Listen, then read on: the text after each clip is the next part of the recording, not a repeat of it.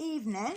So we're here to talk about heroin and the signs, sort of what to look for if a loved one, you should suspect that a loved one sort of using drugs, and just a little bit of information that I'm going to ram into this video. So straight in, heroin, as you all probably know, is a class A drug, and it's the strongest painkiller known to man, basically. It comes in all different forms.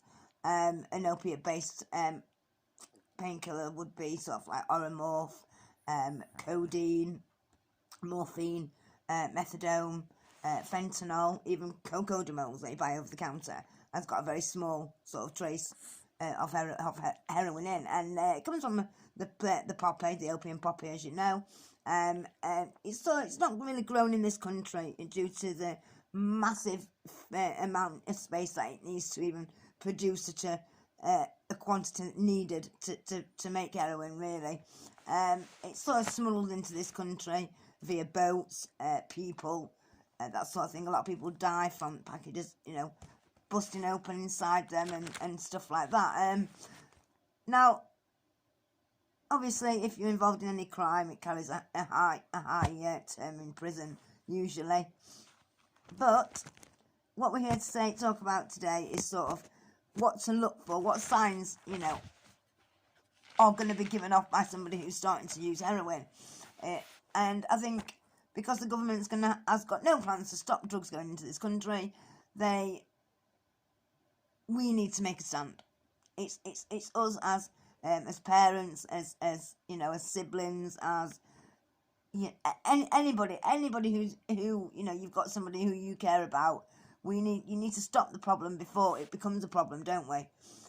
So obviously, there's different stages. I've kind of broken down what I believe there should be. So I mean, you need to be looking at sort of the obvious ones, traces of heroin on a foil. So sort of foil with like sort of black lines on it.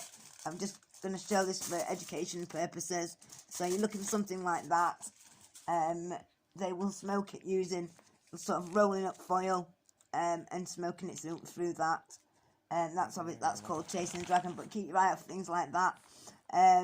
Burnt spoons with all black on the bottom.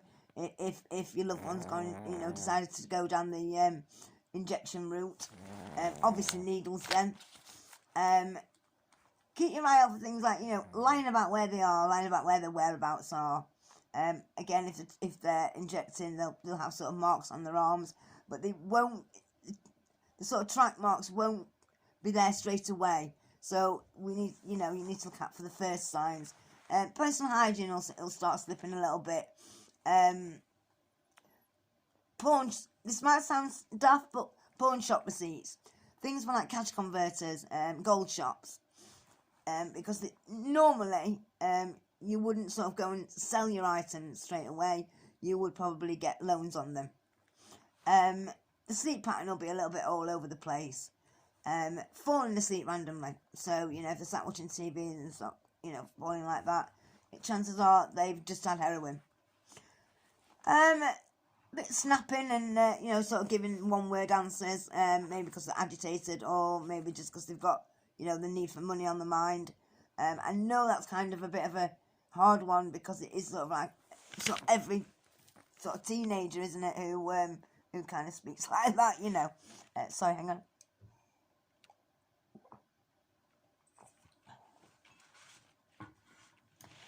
Then you've got sort of asking for money. I mean, obviously, as teenagers, they always ask for a little bit of, sort of pocket money, so to speak, but larger amounts than normal. So, 10, 20 pounds, kind of saying excuses on why they need 20 pounds exactly, 30 pounds exactly. It's always going to be, it's not going to be much under a £10, well, it won't be under £10. They're spending more time isolated, so they're isolating themselves a lot, sort of going into the bedroom. They've been a bit sketchy about where they've been and who they've been with. Friends-wise, they'll sort of probably drop off their usual friends, the friends who they've been around for years, will sort of, you'll not see them as much, and other friends will be replaced. Miles, where are you going? We're doing a video. and friends, drug taking friends will take their place, and they'll sort of, unless they've started with them, the people who they're going to sort of probably be sort of spending more time with will look worse. Will look have a look about them, a gaunt look. You know that you'll be able to tell that they're on drugs. You know, their appearance will be quite questionable. Your spoons are going missing from your cutlery drawer. That's always a good one, because obviously you know that they're sort of, sadly they're injecting, and we need to get right on point with that. Your foil, you know, isn't lasting as long. I know that might sound really daft, but you know, an average roll of foil in a household will last a lot longer than somebody who's smoking heroin on it. You know, there's only so many baked potatoes you can have, isn't there? Start breaking the law a little bit. You probably haven't, you know, the police might be around, or you're hearing rumours, or miles. They haven't got nothing of value left. So, you know, they slowly start sort of selling, you know, computers, video games. So, like I say, keep your eye out for those porn receipts, and just sort of, if you are suspecting some drug use in a loved one, just keep your eye on those items.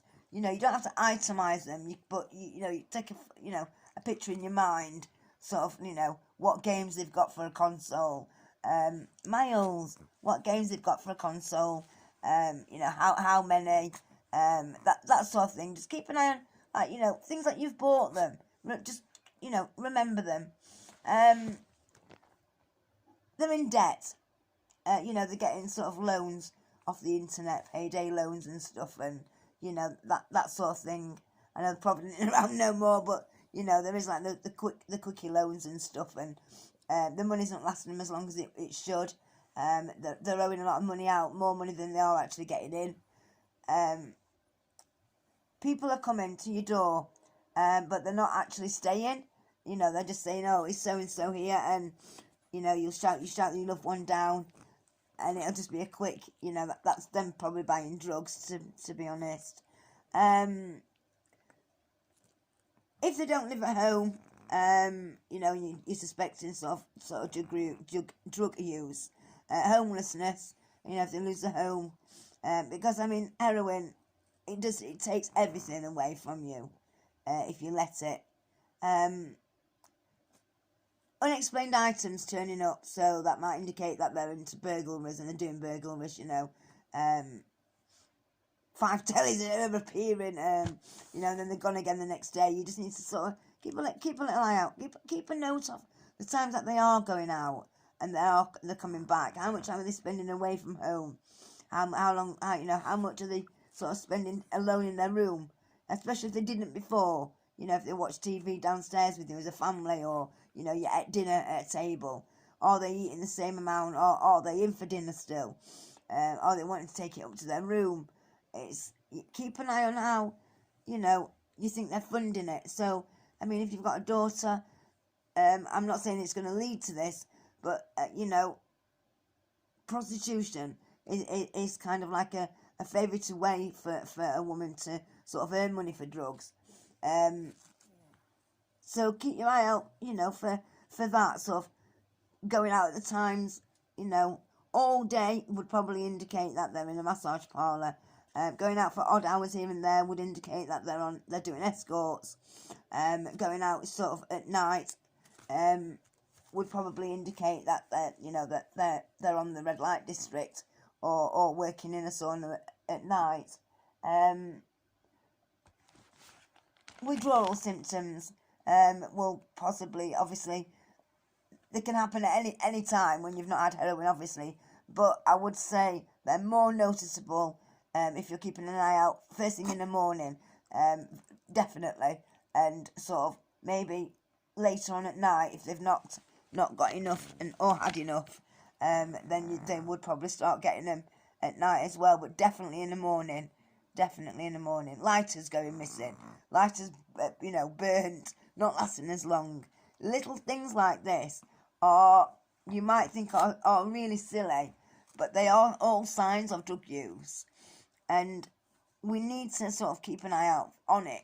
We need to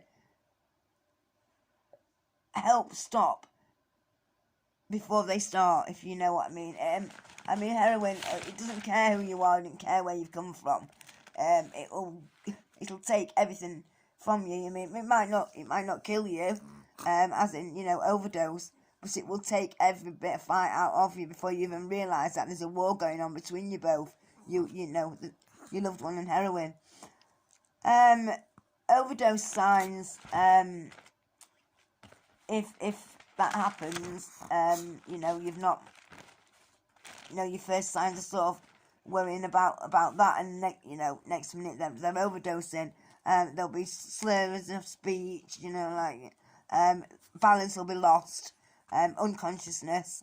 You need to phone 999 if any of those sort of symptoms are happening. The eyes are very pinned. That's another sign as well of drug use, not just in an overdose. If when you sort of like confirmed in your mind that they are sort of, that you're ticking some of these down, speak to them, but don't go in too heavy-handed, but don't go in as a friend either, because you are the parent, if you're a parent. Don't go in like almighty. Go in understanding. I mean, there's a reason why your loved one started taking drugs, and you kind of need to deal with that first. I know this is kind of going to be a little bit of violation, maybe, of their, their privacy, but see if they'll do a drug testing, get some drug testing kits and test them, because they're not going to tell you they're taking drugs. They're really not. They're not going to. And not because they're going to lie. Obviously it is a lie, but because they don't, how can I put it? Drug addicts aren't just like people who want to lie about the drug use and can't tell the truth. They don't want to hurt their loved one. That's kind of why I think a lot of drug addicts hide it anyway, because they don't want to hurt the families. They don't want to hurt the loved ones who care, and I don't know. I think people get, the wrong impression of drug addicts and their actions and what they do, and it's a hard one. It's, don't turn your back on them, because that is really one of the worst things that you could do. Because even if somebody doesn't accept the help straight away, or your shoulder to cry on, it's so comforting sometimes just to know that somebody's there for when you are ready. If you find out, if it's confirmed, your worst fears are confirmed, that, your loved one sort of start getting into heroin, try and just see what they want to do. Do they want to go to the doctors? Do they want to go with you? Do they want to go to their local, drug place? And go with them, offer them support. Don't dictate to them, don't shout to them.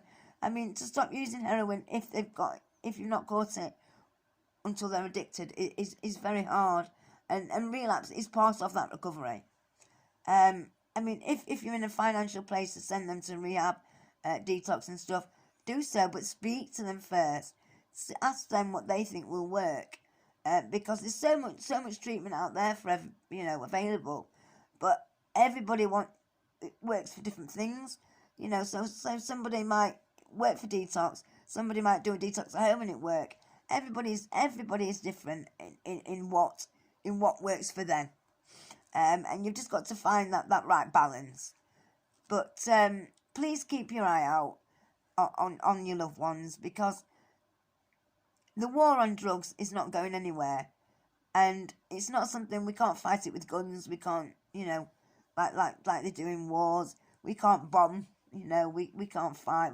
We've got to fight properly, and that's to find out first if they're using, and if they are, be there for them.